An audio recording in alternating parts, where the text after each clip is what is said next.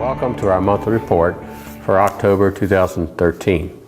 We hope that providing this information, you will stay better informed of Council's actions and scheduled events.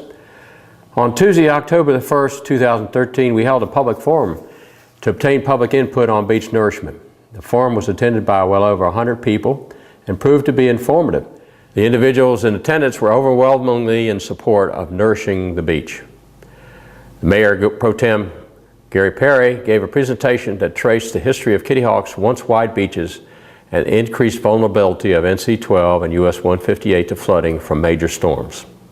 Dare County Manager Bobby Alton also gave a presentation that described a draft plan that the county has been working on to enable Duck, Kitty Hawk, and Kill Devil Hills utilizing occupancy tax revenue as a source of funding. The county is proposing to provide upfront funds to Duck, Kitty Hawk, and Kill Devil Hills for beach nourishment project.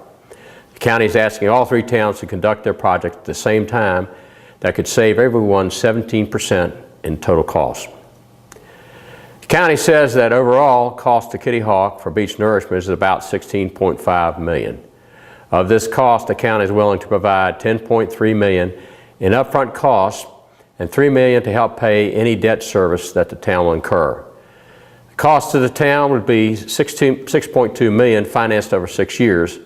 In order to participate in the funding with the county, the town will have to borrow the $6.2 million. However, the county will offset the cost to Kitty Hawk by helping with the debt service by paying the $3 million towards the debt payments. And by doing so, the town would end up spending about $3.9 million over the 6 years. The debt service would translate to an average additional tax for the town at 7.82 cents per $100 valuation. This additional tax is an average and may be more for some and less for some, based on the establishment of the municipal service districts. At our town council meeting held on Monday, October the 7th, council recognized Police Sergeant Jeff Wiggins for completing 10 years of service. Chief Joel Johnson presented this award. We also had Steve Lambert, the planning director for the Albemarle Commission, presented the bike plan for the region, and the council adopted the plan and concept. The purpose of the plan is to connect a 10-county region for bicycle traffic. Mr. Bell Harris gave a historic perspective on beach nourishment and expressed his concerns about moving forward with the project without knowing more details. Council has declared Saturday, October the 12th, 2013 as the Big Sweep Day. This year will be the 27th annual Big Sweep across North Carolina. Each year, Dare County residents join the statewide community effort to retrieve trash from waterways and landscapes. In 2012, they had 175 volunteers in the county that picked up over 5,500 pounds of debris. This event will be held between 9 a.m. and 12 p.m. And all who participate in the cleanup are invited to the Trash Fest after party between 12 and 4 p.m. at the Outer Banks Brewing Station for food, drink, live music, and good times.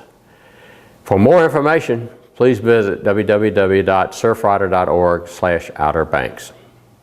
The Town Council also conducted a public hearing regarding an application to update certain section of Town Code to comply with the recently adopted North Carolina Session Law in reference to zoning boards of adjustment. No one spoke at the hearing, and Council approved the changes.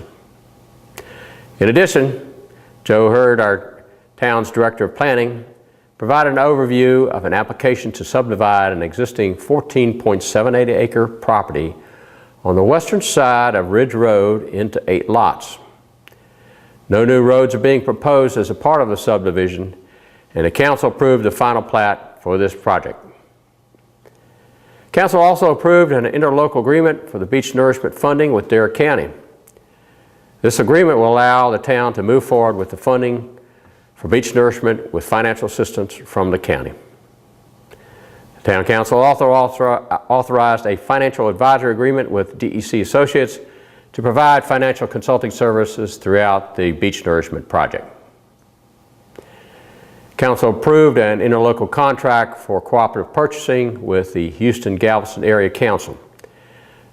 This contract may help in obtaining the best possible price for the purchase of a town's new fire apparatus. And in my report to Council, I informed council that we received a compliment from Laurel Curley of Milton, New Hampshire about the ocean rescue lifeguards. Ms. Curley was especially appreciative about the warning she received for the rip currents while she was on vacation here in Kitty Hawk. Kitty Hawk Ocean Rescue Team also received a letter of appreciation from Mr. Percy L. Howard, Jr., Special Agent in Charge, United States Secret Service. Mr. Howard wanted to extend his personal gratitude and thanks for the continued support of the town of Kitty Hawk and the Ocean Rescue for their Service Rescue Swimmer program. In addition, I informed council that we received a note of thanks from the Kitty Hawk Police Department. The local residents commended Officers Deaton and Vasivnik for responding quickly to a non-emergency call. Their fast action prevented a crime in progress. Also reported council that the Hawk Street Floodwater Management System project has been completed, except for some minor adjustments to a collection basin in the system.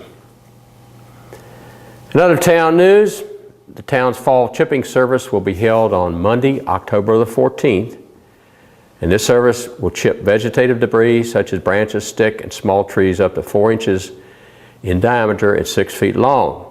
All items must be placed at the right-of-way in front of your property, since the chipping contractor will not go on private property to perform the service. Please don't place anything in the right-of-way until the weekend of October 12th to 13th. Once the chipper has gone through your area, it won't return. Stumps, lumber, leaves, or yard clippings won't be accepted. The Dare County Sanitation will be conducting a large item pickup in Kitty Hawk on Tuesday, October the 15th of this year. Materials must be at the curbside no later than 6 a.m. on the date of the collection, and there will not be a second day pickup.